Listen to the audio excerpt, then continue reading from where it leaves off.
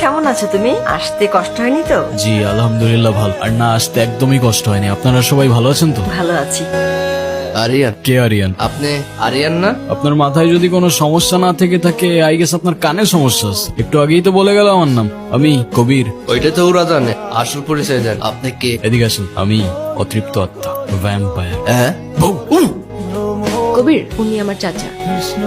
আসসালামু আলাইকুম চাচা। কি দেখছো?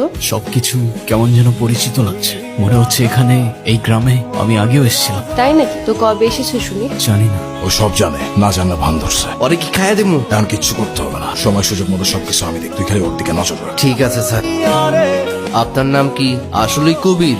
না, কবির সিং। কেউ কেউ অবশ্য অর্জুন রেড্ডিও ডাকে। আপনার যেটা খুশি আপনি ডাকতে পারেন, কোনো সমস্যা নেই। বুঝলাম না। আপনি মনে হয় একটু বেশি কথা বলেন না? জি স্যার। বেশি কথা বলা লোক আমার পছন্দ না। আচ্ছা, আপনার এই বাড়িতে রোলটা কি? কি কাজ করেন আপনি? আমি ছোট স্যারের হিসাব করি। ও আচ্ছা।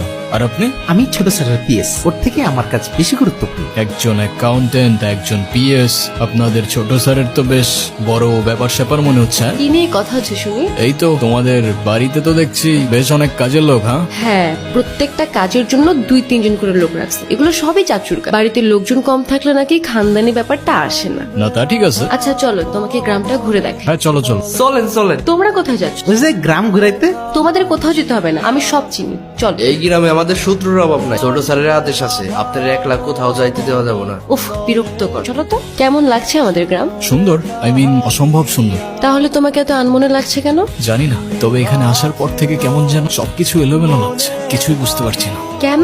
সেটাও জানি না। আচ্ছা আমাকে একটা কথা বলো তো, আমার ফেসের সাথে কি তোমাদের এখানে কারোর চেহারা মেলে? অবশ্যই মেলে। আমার চোখ শকুনের চোখ। কিন্তু দাদা, এক স্যার তো অনেক মানুষ আছে এই দুনিয়াতে।